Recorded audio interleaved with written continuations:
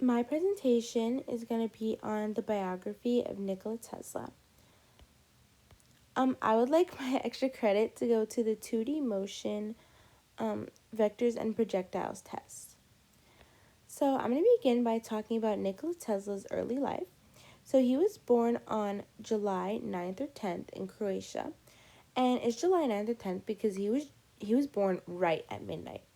And in his early life, he was pushed towards becoming a clergyman, but because this was the same path that his father had taken, but it was clear throughout his life that he excelled academically, particularly in math and science, and he had an amazing sense of creativity and imagination. And he was also a poet and excelled in creating poetry. And he additionally, throughout his life, spoke 4 languages. His schooling began at the Polytechnic Institute in Graz, Austria, and here is where he developed his first inspiration for his electric motor called the Graham dynamo. Later, he attended school at the University of Prague, and here he studied engineering, which began to set his path down the path of becoming an engineer. And later, he gained his citizenship in the U.S. in 1891. So, some of his success could be largely due to 3 aspects of his mind, such as his photographic memory. And so, he was able to quickly process and learn information due to his photographic memory. And additionally, his vivid visualization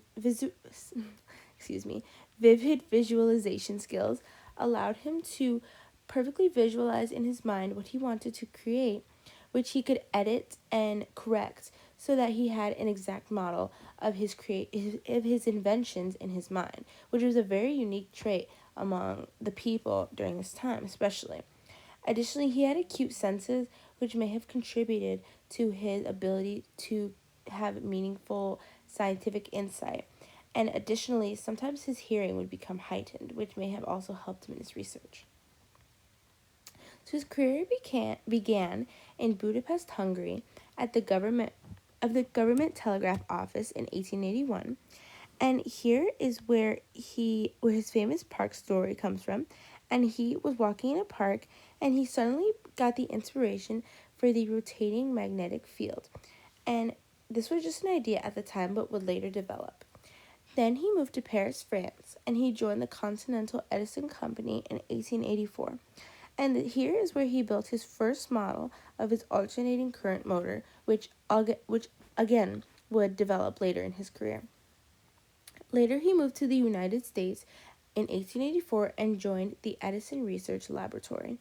And here he worked directly with Thomas Edison, but they conflicted with their ideas of alternating current, which belonged to Tesla, versus direct current, which was Edison's idea.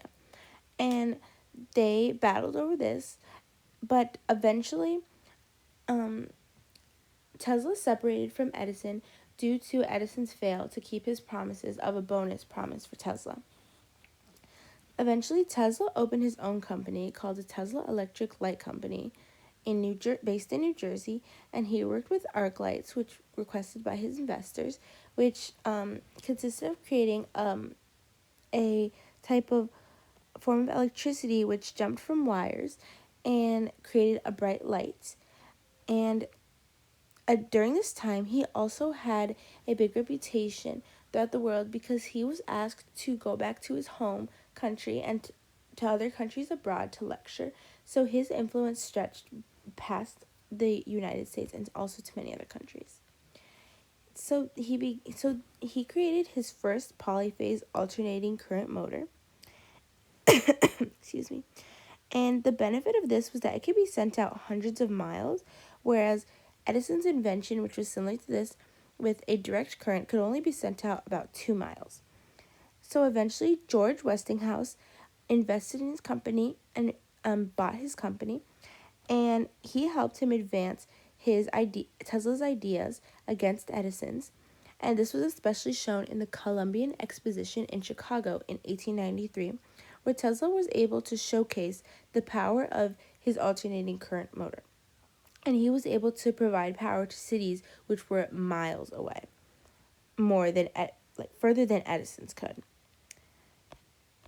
Some of Tesla's most notable achievements and developments was the creation of the radio, high-frequency generators, remote controls, particularly his tele-automatic boat, which was a remote-controlled boat, which shocked many people in the public, and the shadowgraph, which eventually became to his discovery of taking the picture of the first X-ray.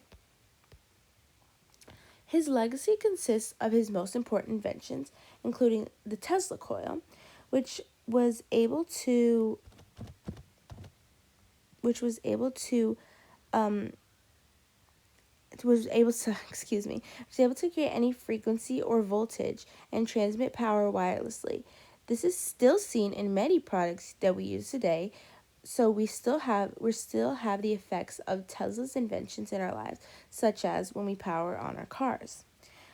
His most important invention, which stands out over the rest, not invention, discovery, was the terrestrial stationary waves, which used Earth as a conductor, and through this he created man-made lightning, which was never done before, obviously, and he did this by his experiment, which lit 200 lamps without wires from a distance of 25 miles, which was successful.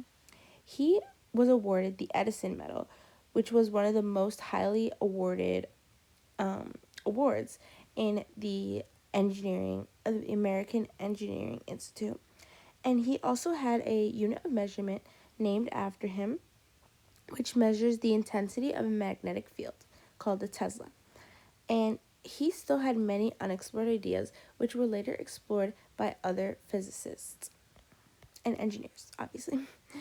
Some of his future ideas consisted of communication with other planets, worldwide communication, a death ray which he claimed to have invented, but was never able to truly build, accessing sun's energy with an antenna, controlling weather, creating a flying machine which resembled a helicopter or a plane, and creating a radar which could detect planes or boats, which was extremely ahead of its time during World War I. But he unfortunately died January 8, 1943, before most of these ideas could be explored by him, and a lot of these ideas were not able to be explored largely due to his lack of funding. I chose Nikola Tesla because I feel his reputation was very interesting because he had many inventions which he created, but he's not actually made recognized for these, and he was seen as crazy by many because not many believed in his intellect and expertise.